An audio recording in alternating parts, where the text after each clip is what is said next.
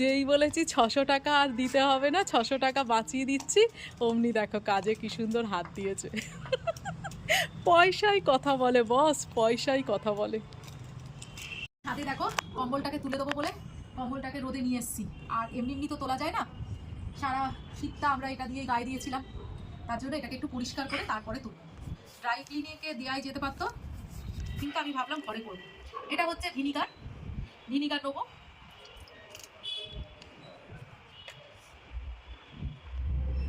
একটু গোলাপ জল নেবো, এটা অপশনাল, নিতেও পারো না নিতে পারো, স্মেলটা ভালো আসার জন্য আমি একটু গোলাপ জলটা নিলাম।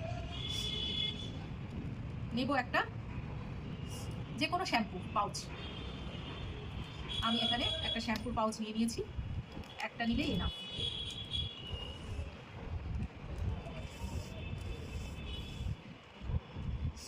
এটা হচ্ছে খাবার সোডা, এটাও নিয়ে নেবো।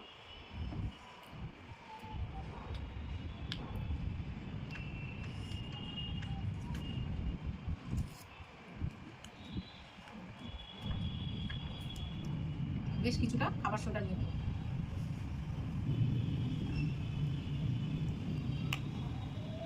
আর পরিমাণ মতো জল নিয়ে নেবো,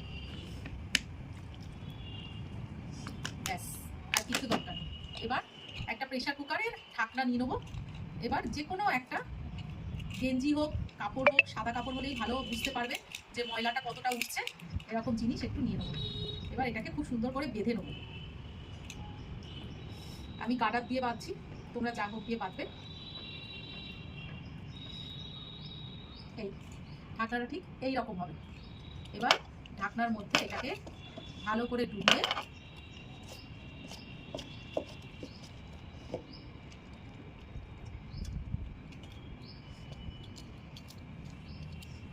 জাস্ট এইরকম করে ঘষে দাও।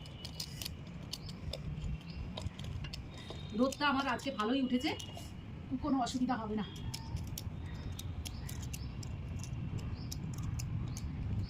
দেখো দেখো কত ময়লা উঠছে, দেখো একটুখানি ঘষলাম। এবার পুরোটা এরকম ভাবে ঘষো,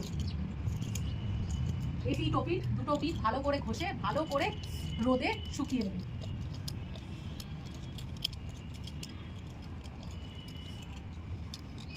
এই দেখো একদম সাদা জিনিসটা কিরকম ময়লা উঠছে, দেখো দেখেছো?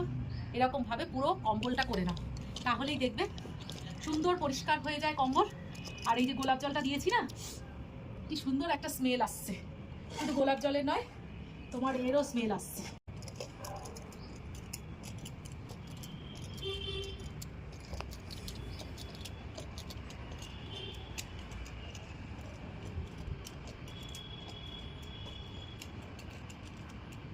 দেখো কত ময়লা উঠছে।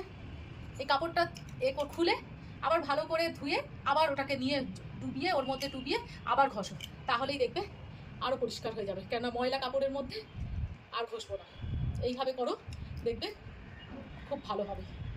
600 টাকা এমনিতেই লাগে ড্রাই ক্লিন করার জন্য, সেই খরচাটা তুমি বাঁচিয়ে দেবে। এই দেখো আমি ভালো করে দেখাই তোমাদের, এই দেখো দেখো এইটুকুনি ঘষেছি, দেখো।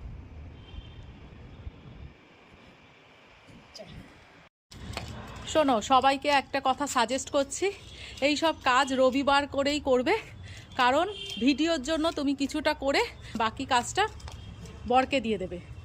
বর করবে পুরো কাজটা, কিন্তু ভিডিও দেখাবে যে আমি করেছি পুরো কাজটা, বুঝেছ? এইটা তোমাদের বলে দিলাম, রবিবার ছাড়া কখনো এই কাজে হাত দেবে না। দেখো কি সুন্দর কাজে হাত লাগিয়ে দিয়েছি।